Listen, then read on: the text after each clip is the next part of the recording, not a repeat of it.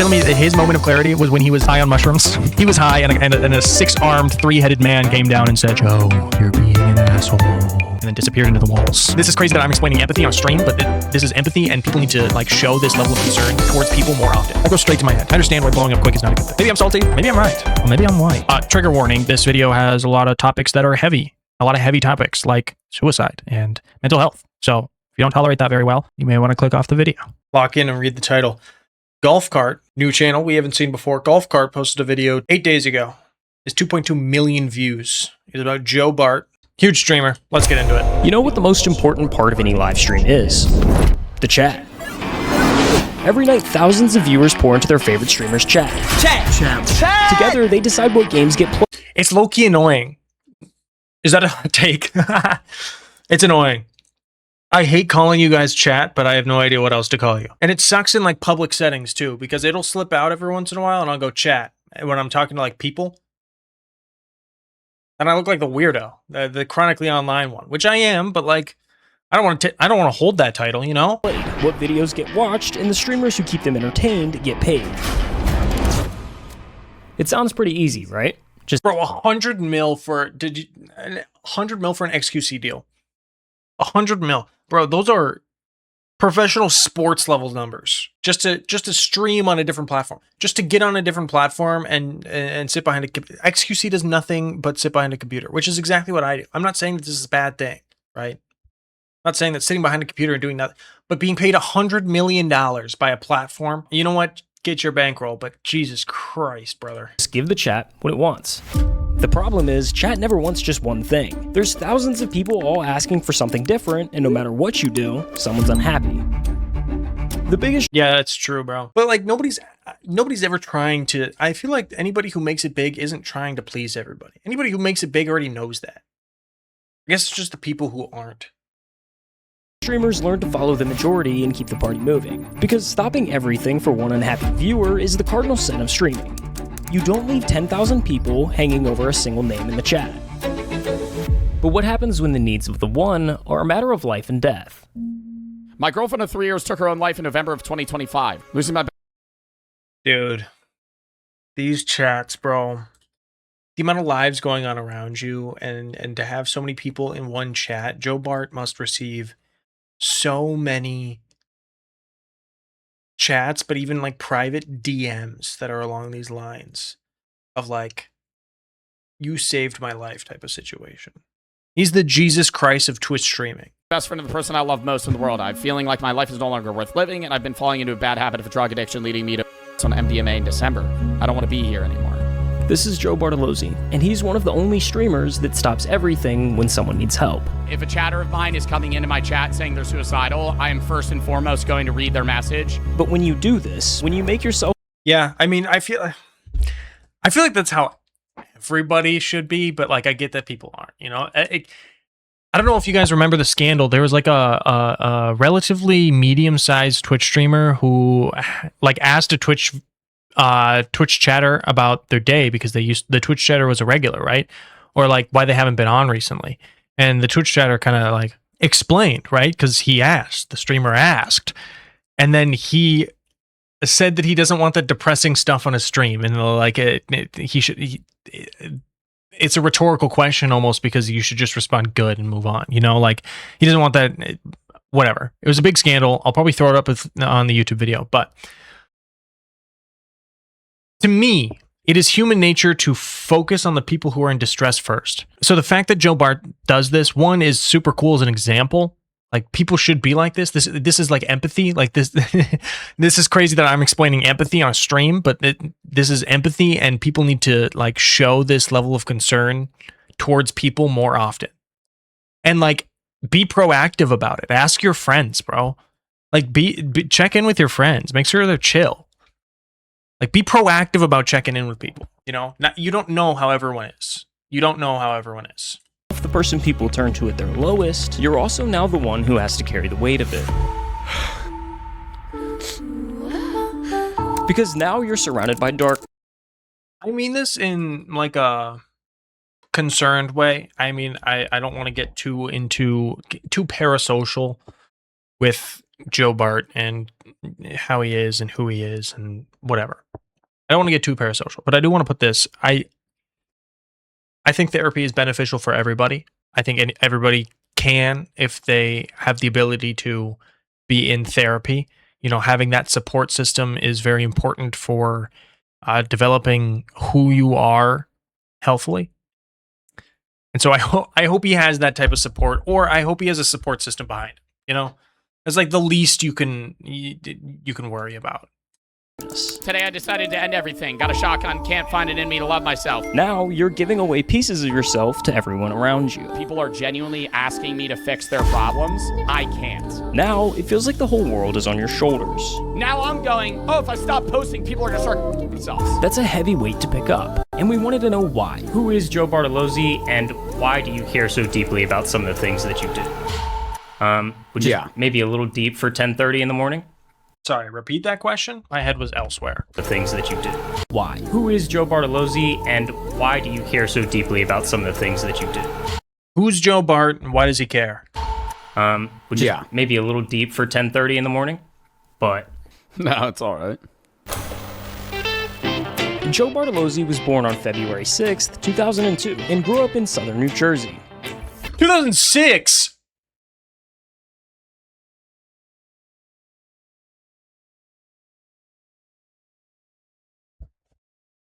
I'm older than Joe Bart? That can't be right. That can't be right. No. Roll that back. Run that back. What? No way. Joe Bartolozzi was born on February 6th, 2002, and grew up... 2002. February 6th, 2002. I'm not older than Joe Bart. I heard 2006. I heard February 2nd, 2006. Wrong way. I'm still younger. Thank in God. southern New Jersey. Joe wasn't the kid you have picked to become famous online. He was the small, quiet kid, the one getting picked last for everything. I was kind of like the lanky kid that didn't really know how to control his body, so that's why I was picked last. But by high school, things started turning around. He hit his growth spurt, got into lifting, and went from being the kid nobody picked to a legitimate athlete. So by 2019, Joe's a track athlete at a Catholic prep school in New Jersey, working part-time at a GNC, heading towards a completely normal life. And then a Chinese tech company bought a dying lip-syncing app. TikTok is the latest app to capture the attention of teens and young adults across the world. A Chinese company called ByteDance bought the relatively dead app Musical.ly. They gutted it, rebranded it, and on August 2nd, 2018, TikTok officially hit the App Store. TikTok. No. Yo, chat, how late were you to TikTok? How late were you to getting on the TikTok road? Right? I joined TikTok when it was going through its not the Musical.ly. I wasn't in Musical.ly. Okay. I joined TikTok late. I want to say freshman year of high school would have been like 2019. I joined just post the Nerf gun. The Nerf gun thing where they hit their phone or hit a piece of paper. You couldn't put text on the screen. So you had to put text on a piece of paper and shoot the paper out of the way. Isn't that insane? You couldn't put text on a screen on TikTok in early days of TikTok. Now, early on, TikTok was mostly just the same creators who came over from Musical.ly. So all of those cringy lip sync videos and the reputation that came with them carried straight over. Going through your parents' divorce is more fun than going through TikTok. For a while there, TikTok as a whole... Yeah, it was honestly super cringy for so long. Oh my God. But that was the fun of it, Like, nobody really cared, right? That was low-key prime time. And now thinking back on it, dude, it was so much better back then. You can't tell me it wasn't. You're telling me today's TikTok is better than like 2019 through 2023, the golden ages of TikTok. We got I Want to Be Widowmaker, right? That's the only one I can think of right now. Was Do You Know the Way a TikTok? No, I think that predates TikTok. Please tell me that predates TikTok. Oh my God. Pretty cringy. Yeah, I used to get made fun of. But even with that reputation, Joe figured he'd try it anyway. I had a friend who was super popular on TikTok. She was like 200K followers popular. I don't know if she posts anymore. She might. She does like hairstyling now, so maybe she still posts and maybe it's related to business now. I don't know. He posted his first TikTok in December of 2019, and it got a few hundred likes, which is nothing crazy, but it was enough to make him post another one, and another one, and he just kept going. Within a few months, he went from pointing at text on a screen to actually talking, ranting straight to the camera about whatever stupid thing pissed him off that day. There's no looking left or right in the urinal at all times. This is where Joe carved out his lane. He became the Beanie Boy and the Crash Out guy. He became the Beanie Boy and the Crash Out guy simultaneously. It was like magic. The loud guy in the beanie who'd yell about people who drink sparkling water or crash out over some DIY tutorial. This is where I met Joe. This is my first experience of Joe is on a TikTok feed of him actually on like a green screen with the beanie on, just yelling his heart out. Coffee pots floating! By the time COVID hit, TikTok was becoming a mainstream platform. Suddenly, TikTokers were performing at NBA halftime shows or hanging with the Kardashians. I mean, the D'Amelio Or doing the backpack dance. were dropping a The floss. That's the backpack kid. The floss. We're doing the floss. reality show on Hulu. It was the biggest app in the world, and Joe had gotten in early. 6 months after you started posting, if I'm not mistaken, you had over 1 million followers on TikTok. 6 months? 2020 TikTok, you could literally post anything, and if it got any amount of views, half the people that saw it would follow you.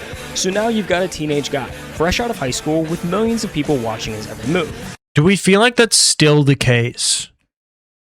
Do we feel like most posts, as somebody who just posted, not just posted, but got like a semi-viral post, 300K, you know, we're talking about TikTok, so you know the numbers will always be inflated. You know, like 11 mil is probably like the normal, but anyway, 300K. Nobody I had maybe 50 extra followers from it. Granted, I'm not doing like skit stuff. I feel like skit following is a little bit different.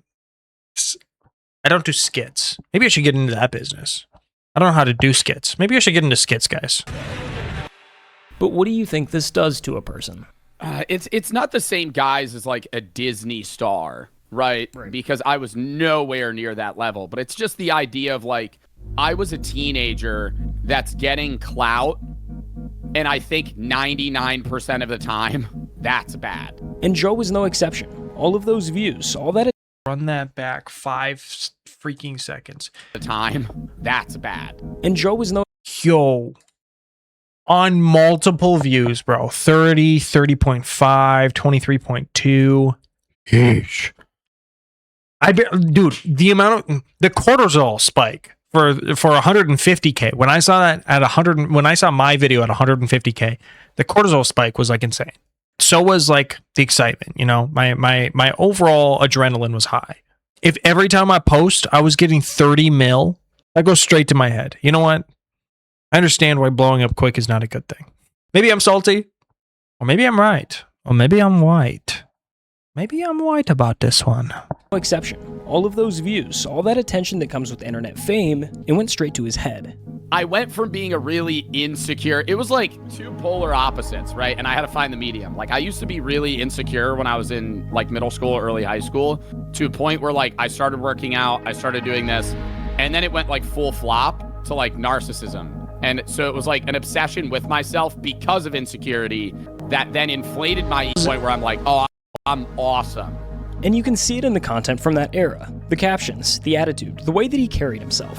So this is my proposal for any women out there that would like to participate in the holiday but don't have anybody to assist them. I'm here. This is the version of Joe that Joe doesn't like. That person in that facade I had to do to create that character actually became me for a short period of time, and I hated it. But as much as Joe hates this version of himself, he also kind of owes everything to him. Because that ego is what gave him the confidence and drive to start making bigger swings in his career. And when you're building yourself from the ground up, those two things can be the difference between success and failure. You see, everyone wants to start their own thing until they realize how much work starting actually takes. Building your website, setting up payments, all the boring stuff. And most people don't quit because the idea was bad. They quit because the setup got in the way.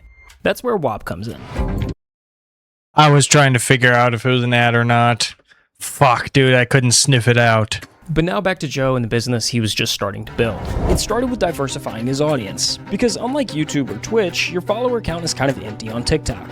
You can have 1 million followers on there and make no money, because the platform simply doesn't pay its creators anything worthwhile. Like, I was probably making, like, what? Wow. Did that just say 160 million overall views and it paid out 120 bucks? Run that back. Excuse me? Run that Simply back. doesn't pay its creators anything worthwhile. Like, $123 for 16,070,464 views. A total play time of 122,000 hours. Oh my good golly.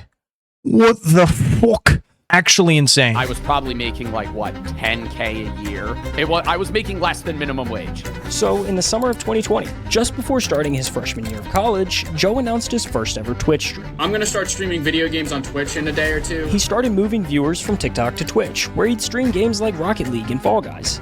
Oh, I got it! I got it! Then he'd take the best moments from those streams and post them to YouTube. By fall of that year, Joe was juggling multiple TikTok uploads a day, streaming on Twitch, making YouTube content. Bro, I could not imagine how much work this is, bro.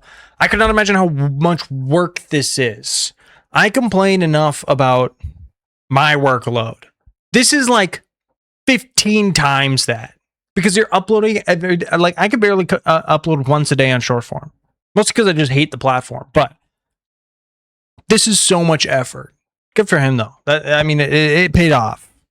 All while managing his classwork in college. What was the schedule like in college? There's so much going on. How do you manage that? It was a lot. Like, balancing streaming and college sucked. But it was so doable. And I hate when streamers say, oh, I really needed to drop out to pursue streaming. Like, okay, I have a different take about this. Because I didn't know he was doing college and streaming at the same time. I dropped out of college, but not for streaming, just because I didn't like the way college was going. I want to return, though. I want to go back to college. I feel like not a lot of streamers want that. But yeah, eventually I want to go back to college because learning is important. Learning is very important. If there's anything you're going to learn from this video, it's that learning is very important. Learn as much as you can. Makes you an interesting person. Get the out of here. I was growing and in college the entire time. Thank you for 3 million followers. 4 million followers! By December, Joe had cleared 5 million followers on TikTok. And just a few months after his first stream, Joe was pulling in nearly 1,000 average viewers on Twitch. Holy numbers. Holy numbers. Chat, do I have to lock in? Chat, do I have to lock in? Holy. Was this enjoyable for him? I'm curious about that now because part of my worry about putting that much time in is that I'll treat it just as like a job, I guess, when I don't want it to be. I mean, eventually I do want it to become my job, but I don't want it to feel like a job in the mentality way. I don't want this to be a platform where I feel like I have to drag myself out of bed to put on a face for you, you know? Instead, I'd rather drag out of myself out of bed, watch some YouTube videos, and talk to people. That's the type of mentality. I don't know if you could... The fact that he has kept that mentality is insane. I'll put it that way. The fact that he's put all of this time both into himself and social media and still has a semi-healthy... Well, he did say he was a narcissist for a little bit, but like a semi-healthy mental space is fucking insane. What? Like, I was so obsessed with performance. Joe was constantly studying social media, trying to understand what made videos pop, what people responded to, and why certain videos failed. That confidence had turned into a full-blown obsession, but because of it, Joe was starting to not like the person he saw in the mirror. I'm trying to map out where the ego kind of starts to disappear versus... Like, was there a low point, a moment where you're like, holy, I gotta change? Yeah, I don't really... I don't think there was, like, an aha, right? It wasn't like a light switch flip. It was more... I feel like... Okay, I'm going to comment on this before he does, because he might say the exact same thing I'm about to say. Getting, like, growth in general does not feel like growth, right? Like when you're in it, it does not feel like growth until you look back, right? Until you look at what you were, right? So I think what he's going to say and what I'm going to say is that it's just a mental battle with yourself on being better. And it just feels like that day in and day out. So that becomes like a normal. But when you look back, every day is like a grind. And then when you look back, you're like, oh, I was this way. And now and I can only recognize that because I'm not anymore in a sense, you know? I suppose you don't have to recognize it because you're not it anymore. You could recognize it and still be an asshole. You could recognize you're a narcissist and still be a narcissist. Over the span of like a 6-month period where I was like, I'm kind of being a dickhead. Yeah. Coupled with a variety of things. So I don't know if you can include this in the video. That's up to you. I tripped on mushrooms for the first time. And I hate when people talk about like that. Wait, you're telling me his you're telling me his moment of clarity was when he was tripping? You're telling me his moment of clarity was when he was high on mushrooms? He was high, and a 6-armed, 3-headed man came down and said, "Joe, you're being an asshole," and then disappeared into the walls. Being a genuine changing factor in their life, because it's like, okay, cornball, like that's what made you really have that light switch. But I think it was a part of it, it removed. No, I'll be honest. I think the first time that I embellished in some of the devil's lettuce, it was I don't want to say an eye-opening experience, but it was definitely a perspective shifting experience. It was a perspective shifting experience. I'll put it that way. And I think it opened my eyes up to a lot of things beyond just the feeling of being like high and euphoric in a way, but even to the point of now, oh, this is going to be very vulnerable with me. Even now, I struggle with a sort of dependency on it. And I don't think I would have gotten that understanding of, I'm not saying this is a good thing. This is something I need to fix, right? I'm not saying nobody should go through this. But what I'm saying is, I think I learn best through experience. Okay, I'm going to put it out flat. The best way I learn is if I fuck up and fail, right? And so currently, I am battling a dependency. I have a dependency on weed. And I would not understand people who have addictions and dependencies unless I've been through this. To an extent, sure, I can be empathetic, and I can, or maybe it's sympathetic. I can't remember the difference, but it was definitely, at the end of the day, it was very, very perspective shifting.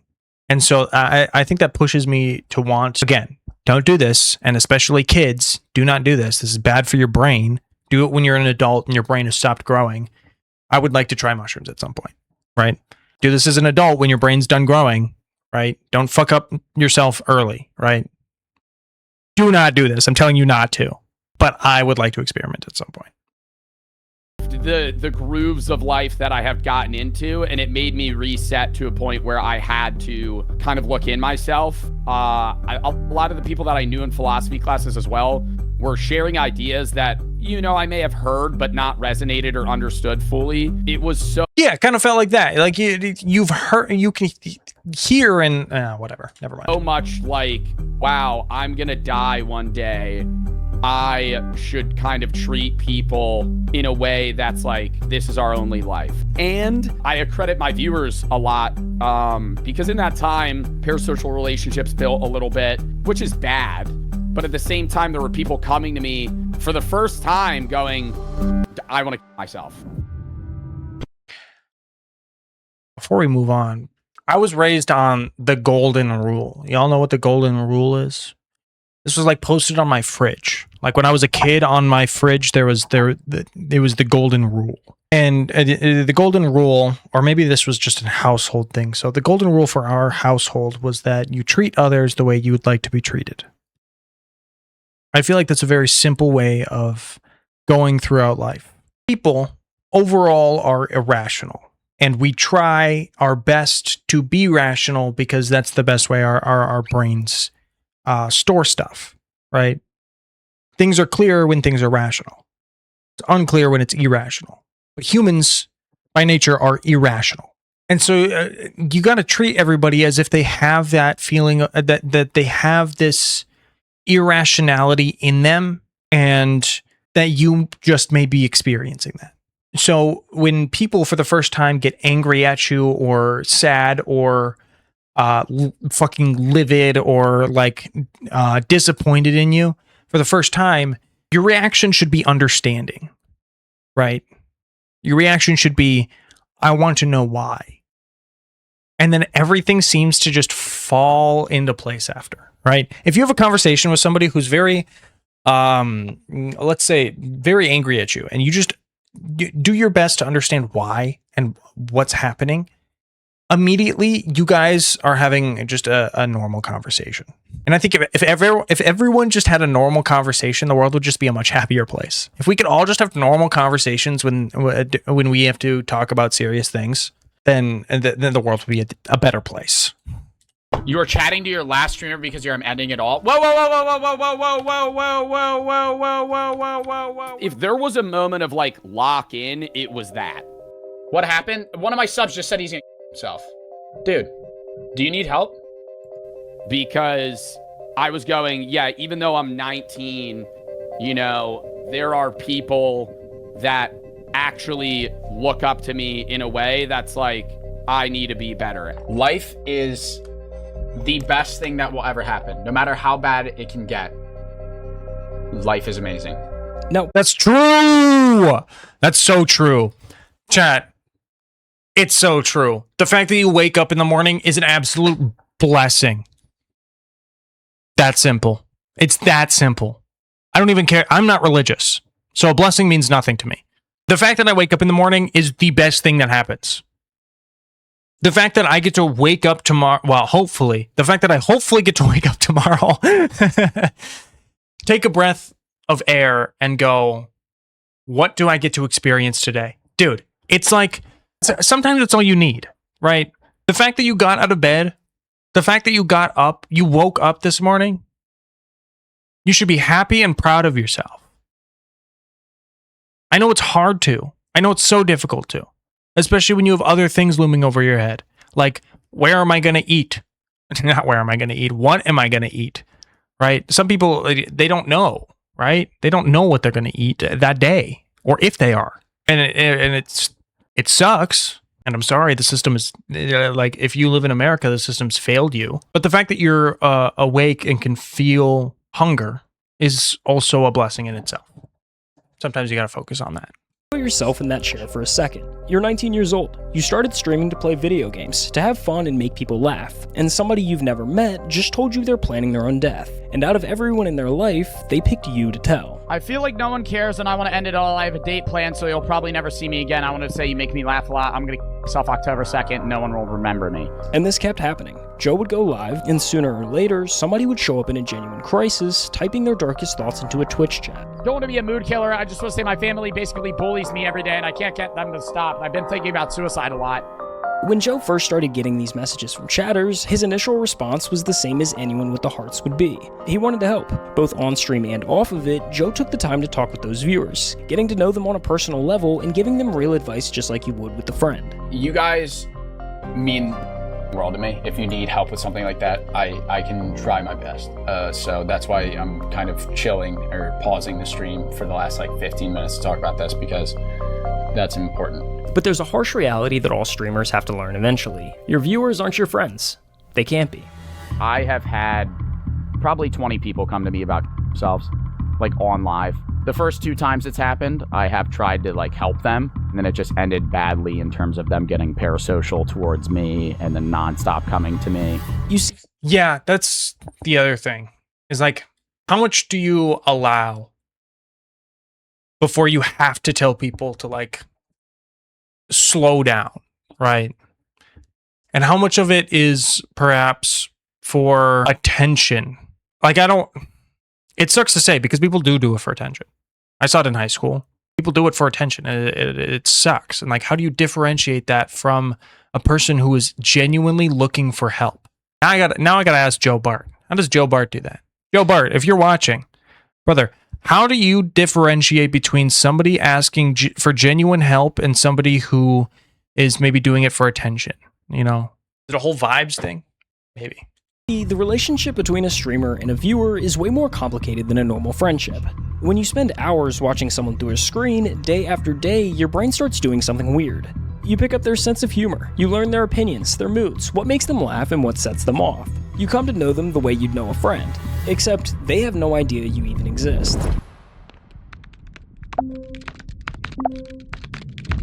This is what's called a parasocial relationship, and it can be a dangerous thing. Now a scary home invasion as 3 masked intruders with guns grab a popular influencer by the hair demanding money. 3 guys came into my room. What? Yo, I've heard of a swatting. People have swatted people, like streamers, live streamers, to have masked intruders. Brother, I'm never releasing where our house is. This will never become public knowledge. This is like, what the fuck? People are wild. People are wild. Room, turned all the lights on, and then they had the gun pointed at me. While most parasocial relationships don't reach this level, there's always a possibility that it can. 3 popular Twitch streamers face a terrifying encounter while live streaming along the Santa Monica Pier. I'll kill you right now. I'll kill you right now. If the streamer leans too far one way, they might come across as uninterested or cold, but lean too far the other, and viewers can mistake an occasional reply for... Oh, I didn't know they got this bad. What the fuck? What the fuck? Y'all some weirdos. Dude, IRL streamers are probably some of the, like... Well, it depends on what kind of IRL streaming you're doing. If you're Jack Doherty, fuck you. You're annoying. Like, actual scum. If you're like, I don't know. Like any one of the popular... Like, Ludwig does IRL streaming every once in a while. Dude, that's insane. The fact that you can walk outside with your phone up and be yapping to a screen... I guess it's become a lot more commonplace now. Like, it's not that weird. But, yeah, I don't know. Maybe I have this old view. Maybe I just have this old outlook on the world still, and where people outside should still be using slip and slides and playing oboe, shinatin, totten. But maybe that's just me. Please stop following me. It's getting weird. It's getting strange. I don't know you, okay? So please leave me alone. That's where things can take a turn for the worst, because now that attention can turn into expectation. And when the expectation of a response to the next chat isn't met, it can feel less like being ignored by a streamer and more like a betrayal. Do IRL streamers have to run a delay, right? Couple seconds, 3 seconds? Although that doesn't really change much, you know? Like, how much are you really changing in 5 seconds? Well, you could take a whole ass corner in 5 seconds. That's whack. Do they run a delay? They have to. If any IRL streamers are watching this, do you run a delay? Betrayal by someone that they thought they knew. It's a weird parasocial relationship that forms, and you're not even aware that this person is forming that typically until they're like about to show up, or they do show up. The gap is hard to manage. Yeah, that's so true. It's really hard to like regulate, right? Because that's a flattering picture of Ludwig. I'll keep him up there.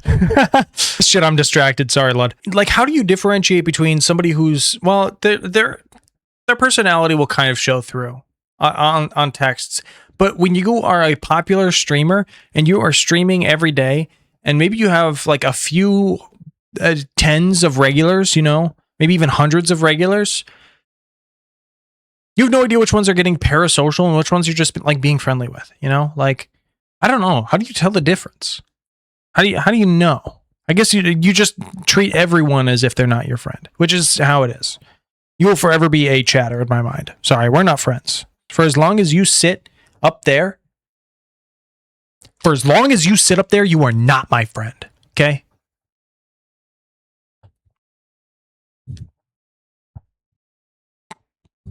JK.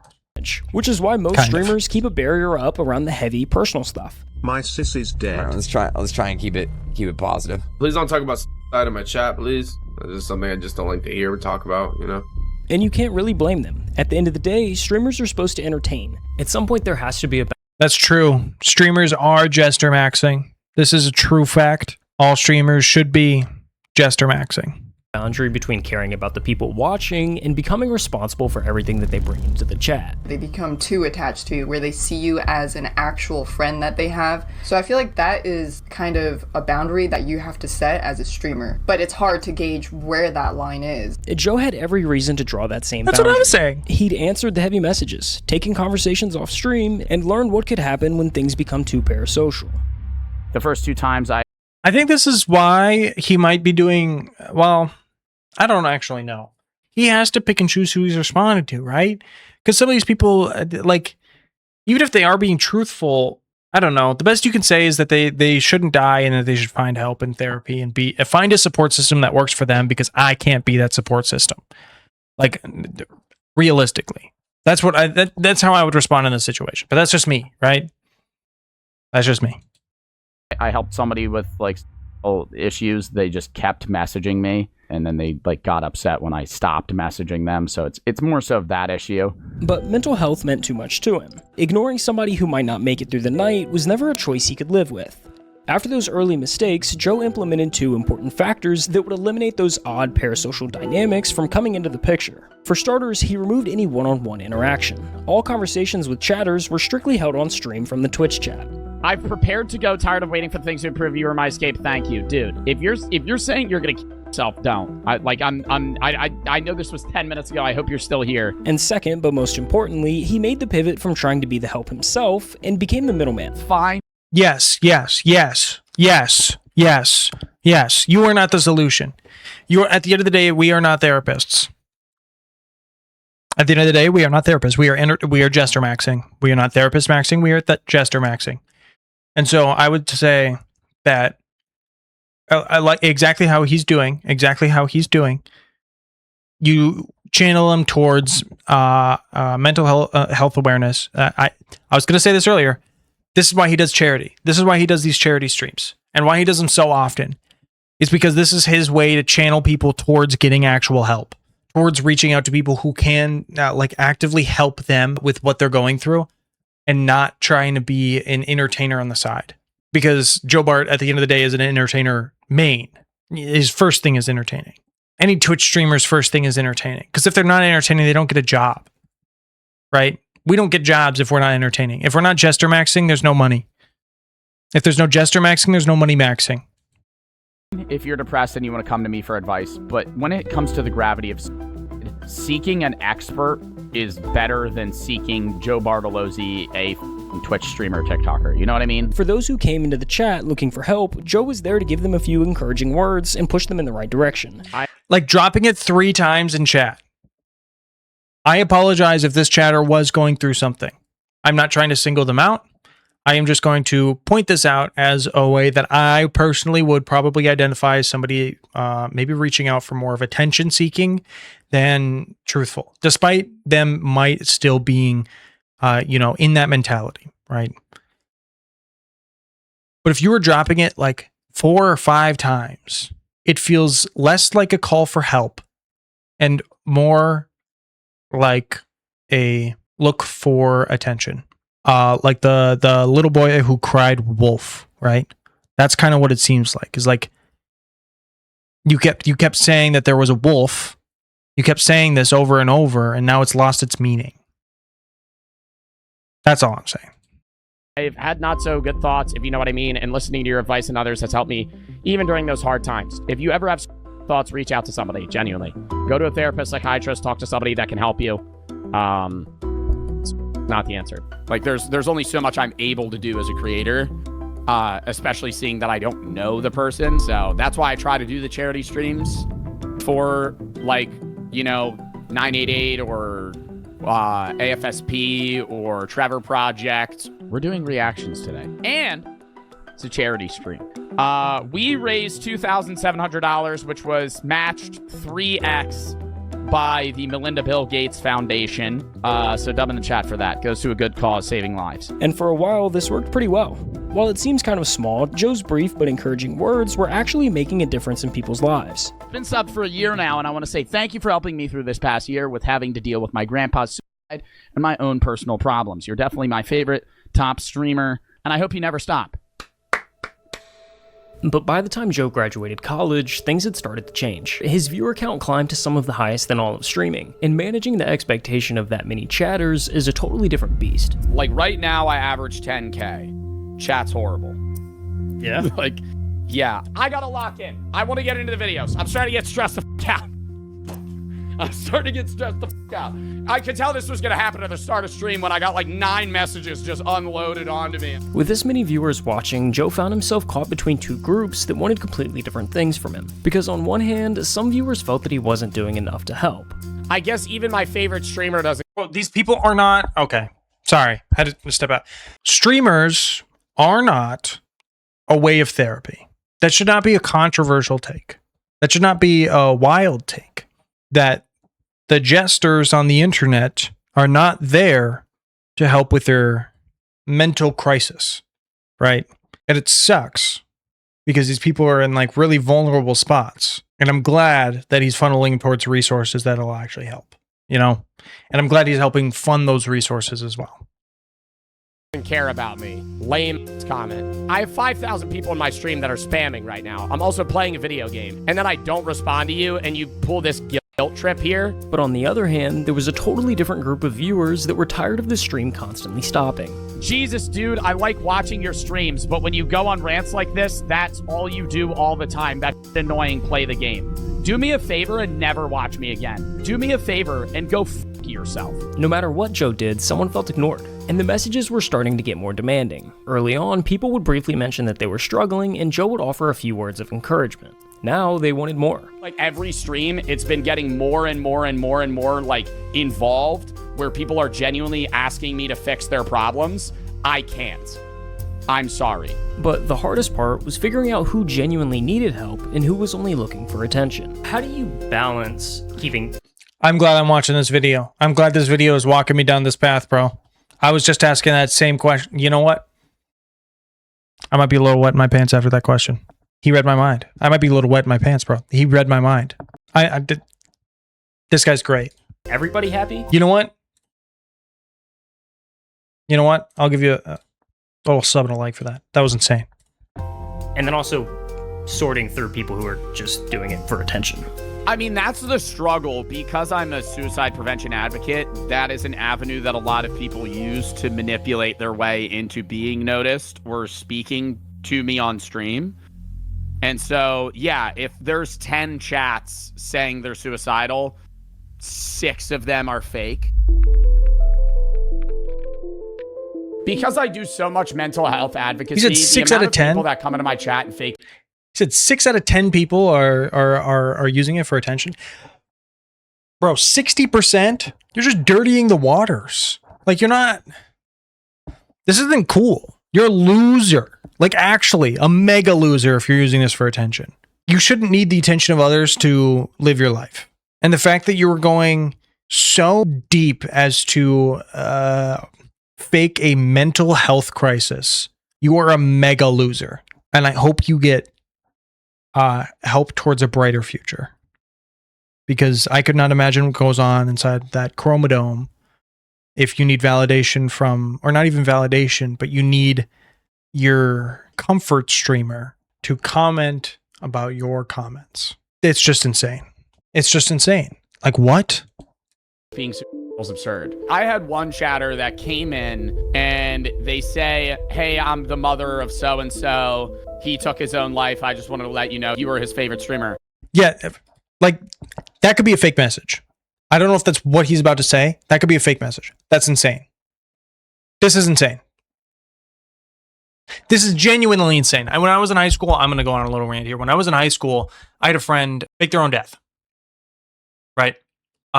They had posted on their story, or their best friend posted on their story saying that they had died in a car accident. And I was close to this person. And so I reached out and I was like, what the actual fuck? Like, what happened? Like, genuinely, what happened? And they were being dodgy about it. And I was like, no, like, tell me, like, be honest, like, what happened? And it was finally let out that it was all like a hoax, a joke. And I flipped the fuck out, reasonably so. And I was told that it was just a joke, so it doesn't matter, right? And I was the one who was reacting harshly. That I was the one who was fucking being overreacting to this joke. Thinking back on it now, I haven't thought about that until now. Thinking about it now, like, actually fucking insane. You don't joke about this shit. People have people who, one, they've lost. Like, I've lost people in my life. Or two, are actually going through this shit. And you're not helping. Like, I don't know. Insane behavior. But people are people. They're irrational sometimes. I'm sorry that he took his life. I don't really know what to say. I'm sorry. I hope you're all right. I'm sorry for the loss of your son. Ugh. Come to find out, they come back a month later and they're like, my brother typed that, banned his blocked him. You're the chatter? I knew that, bro. I'm banning you, man. That's fucking weird as shit. This leaves Joe stuck making a decision that's difficult to get right. If I'm being honest, I think a large portion of people that come into my chat and say stuff that's idle are lying. But I have to treat them all as if they're real. Yeah, that is a tough spot. Because he can't ignore any, really. Because then I could, on an off chance, not take somebody seriously that is serious. And that's the worst thing you could do. Ignoring the wrong message could have serious... Yeah, thinking about that 1%, you know? Thinking about that 40%. You have to act as if 100% of them are real, because even though 60% of them might be fake, the 40% that are real need to be addressed. And so you can't like filter and address some and not address others. Consequences, but responding to every message was impossible, and the pressure of trying was beginning to wear him down. I feel bad, and I've talked about this. It's like, I wish I could help, but like sometimes I can't, you know? Like there's only so much I'm able to do as a creator, especially seeing that I don't know the person. But there's one message that weighs on Joe the most. It's one that he's heard over and over again, that for some viewers, he's the only reason that they're still alive.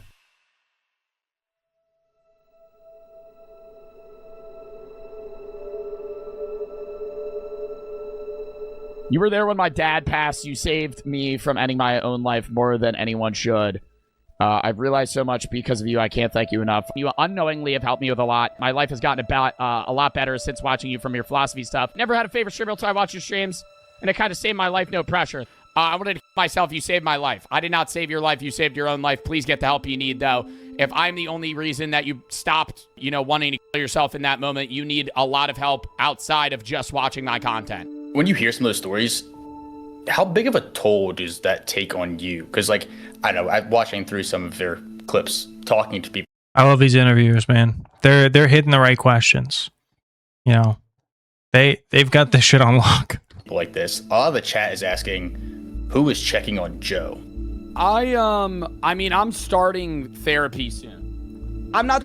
Joe, not to make this parasocial. This is going to be very parasocial of me, but I have to say it anyway. Brother, I'm proud of you. I'll say that to anybody who gets therapy. Anybody who actually goes through the process of getting therapy, I'm proud of you. I am proud of you. That is a huge step towards just being a better person overall. If you are getting therapy, I am proud of you. Keep doing it. I'm saying it's bad to have my videos as like something to fall back on to make you feel happier versus like, I'm suicidal, your videos are the only thing that's keeping me alive. Take a second and think about what that actually means for the person receiving it. Somebody just told you that your uploads are load-bearing for their existence. Yeah, and you can't, if you stop uploading, and it invites the reverse, the opposite. I really like doing this thing with, I don't know, I can't think of an example right now, but saying it one way implies the reverse, right? So saying that because he uploaded, you live to see another day also implies that if he stopped uploading, you would stop. You would end your life. That's crazy. That's insane. The brother might need to take a vacation. Brother might have a health scare. Like he might just want to take a break. Like to say that is insane because you're putting your life on their shoulders. Don't tell me that. Like I'm glad I'm able to help, man, but like get help. Like get help. Please. So what happens if you take a break? What happens if you burn out and quit? On some level, Joe now feels like he has to keep posting because somewhere out there, somebody's hanging on by his streaming schedule. There will be people that will like come to my chat and they're like, hey, you prevented me from killing myself, because I saw one of your videos and it made me laugh. On surface level, that's great. If you're me, now I'm going, oh, if I stop posting, people are gonna start killing themselves. And beyond the pressure, there's the sheer exposure to darkness. Joe's DMs and chat are a constant stream of people's lowest moments. And when you're surrounded by that much pain for that long, it eventually starts to get in. That's like the one thing is the emotional drain, I guess. Like I put a lot out. After every stream, Joe sits there for an hour just coming back down from what the job took out of him. Like when I'm done stream, I get off. I literally sit there in like silence for maybe an hour. I need like time to decompress just because that is a lot at times. It takes a toll and I've gotten used to it, but it kind of builds. Like I'll be good for a month and then there'll be a week where I'm just like not there emotionally, I guess. And that's like a problem. So the obvious question is, why keep doing it? Every other streamer proved you can just let the messages scroll. Why does he keep doing it? Well, I think he enjoys it. Not to be a bear, not to pop this bubble here or shadow your parade. I think he just enjoys doing this. I think he just has an enjoyment for streaming and to be online and to entertain. And I think he enjoys helping people, and he does it through his platform. I think he just enjoys it. That might be a crazy take. Who knows? Who knows? Maybe that's a crazy Siku take here. Who knows? But I'm pretty sure. And the career survives. Joe could put up the full wall tomorrow, and nobody could really blame him. I'm not sitting here acting like I'm some role model, but if people are going through stuff, and I recognize that they're watching my content to help them, that I want them to have some sort of guidance of redirection to be better themselves and also better their own mental health in a way that's good for them. Joe did the math and decided helping people is worth what it costs him. I enjoy making people happy more than the other aspects of the job. And that's what enables me to deal with this too. Like a lot of people are like, oh, push through the negative because you make money. I think I push through the negative because I can affect people more positively here than any other job that I could possibly be doing. But once he saw what his platform could do for people at their lowest, walking away from that stopped being an option he could live with. Thank you. My mom was diagnosed with cancer about 9 months ago. Sorry to hear that. We would watch your videos and streams. We loved your philosophy streams. She also majored in philosophy. Really? A week ago I found out she has two more days to live. One of the final things we did was watch one of your YouTube videos. Your videos remind... Wow, brother. Wow. I mean, it's just heavy. Like, even hearing about it. I'm astonished by how well he takes these things. I think it feels a little bit different in person while you're doing it, because in the moment, you're just thinking about how to help that person, right? You're just reading it and you're just reacting to it as is. But I could not imagine what like moments of, like he said, he decompresses for like an hour after stream. Like, holy shit. Jeez. Me of good memories. She passed away yesterday and you helped me cope. Just wanted to say thank you so much. You helped more than you'll ever know. Oh my god. Yo, that's just gonna make me cry. It's a f***ing weird job, dude. It's a weird job in social media. There's a lot of shit, but it's one of the most like rewarding experiences. Just to be able to be someone to help other people is something that I want to do. Yeah, the money's good. Yeah, it's fun to play video games and shit. But like on a deeper level, dude, being able to make people's days is like genuinely what I want to do. And I'm glad that I can. Wow. What a fucking end. I mean, that could not have ended any more abruptly. That was crazy. No, if you're not already subscribing to the YouTube channel, do it. Do it, my friend. You will not regret it. I guarantee it.